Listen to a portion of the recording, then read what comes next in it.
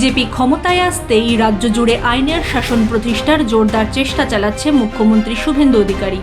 রাস্তা আটকে ধর্মাচরণ, বেআইনি নির্মাণ, গরু পাচার ও বিনা অনুমতিতে গোহত্যা বন্ধে পুরনো আইনগুলি কার্যকর করতে তৎপর হয়েছেন তিনি। তাতেই চিরবির করতে উঠেছে আইন না মানায় অভ্যস্ত হয়ে যাওয়া মানুষের একাংশ। তাদের দাবি বিনা বাধায় বেআইনি কাজ করতে দিতে হবে। তোষণের রাজনীতি করতে ঠিক যেমন ছাড় দিয়ে রেখেছিলেন মমতা বন্দ্যোপাধ্যায়। এই দাবিতেই রবিবার কলকাতার পার্ক সার্কাসে বিশৃঙ্খলা ছড়ানোর চেষ্টা করে কিছু আইনের পরোয়া না করা ধর্মোন্মাদ। পুলিশকে লক্ষ্য করে পাথর ছোড়ে বলে অভিযোগ। তবে পুলিশ লাঠি চালিয়ে তাদের বুঝিয়ে দিয়েছে পিসির রাজত্ব শেষ, এবার থেকে বাঁচতে হবে আইন মেনেই।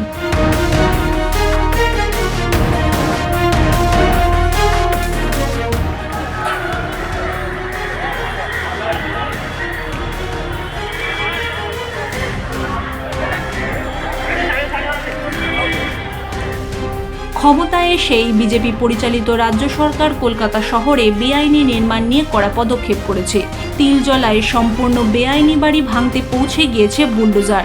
মুখ্যমন্ত্রী জানিয়েছেন, ধর্ম বর্ণ নির্বিশেষে সমস্ত বেআইনি নির্মাণের জল ও বিদ্যুৎ সংযোগ বিচ্ছিন্ন করার নির্দেশ দিয়েছেন তিনি।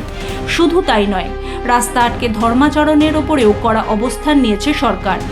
মন্ত্রিসভার সিদ্ধান্তে জানানো হয়েছে, রাজ্যে কোথাও রাস্তা আটকে ধর্মাচরণ করতে দেয়া হবে না।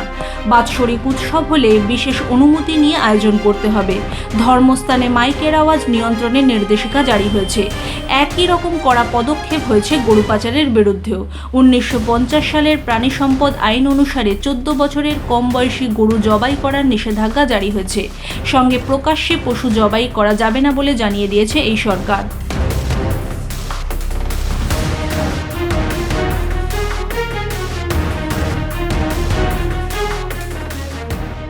কিন্তু দীর্ঘদিন আইন না মানায় অভ্যস্ত হয়ে যাওয়া মানুষের ওপর আইনের বেড়ি পড়তেই ছটফট করতে শুরু করেছে তারা। ধর্মের নামে ঘন্টার পর ঘন্টা রাস্তা আটকে মানুষকে হেনস্থা করাকে যারা অধিকার মনে করে, যারা প্রশাসনের কোনো অনুমতি ছাড়া বাড়ি তৈরি করাকে দস্তুর বানিয়ে ফেলেছে, যারা নৃশংসভাবে পশু হত্যা করে উৎসবে মেতে ওঠে, তাদের সমস্যা হচ্ছে সব থেকে বেশি। সেই রকমই কিছু ধর্মোন্মাদ রবিবার দুপুর 1:30 নাগাদ পার্ক সার্কাস মোড় অবরোধ করে বিশৃঙ্খলা তৈরির চেষ্টা করে। সেই পার্ক সার্কাস যেখানে ভারতীয় আইন বলবৎ রয়েছে কিনা তা নিয়ে মাঝে মাঝেই সন্দেহ জাগে। বেআইনি কাজ করতে দিতে হবে, এই দাবিতে তাণ্ডব শুরু হয় গোটা পার্ক সার্কাস মোড় জুড়ে।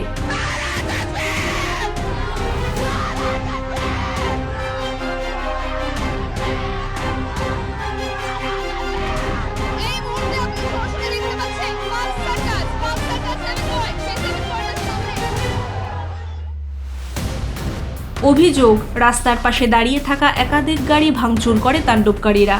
এমনকি পুলিশকে লক্ষ্য করে তারা পাথর ছোড়ে বলে অভিযোগ।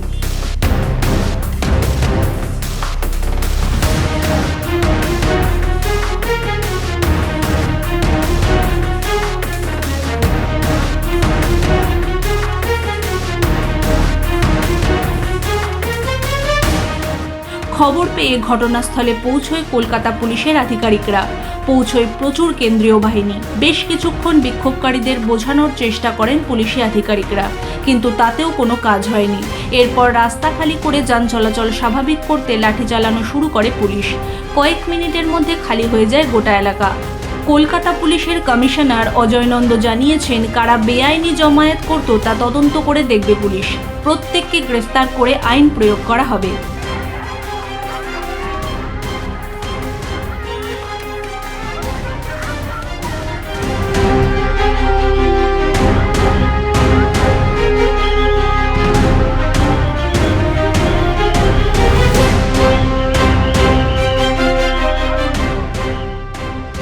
আপনার কি মনে হয়, ধর্মের ভিত্তিতে মানুষকে বেআইনি কাজ করার অধিকার দেওয়া উচিত কোনো সরকারের? জানান কমেন্ট করে। রাজ্য সরকারের এই অবস্থানের সঙ্গে সহমত হলে ভিডিওটি লাইক শেয়ার করতে ভুলবেন না।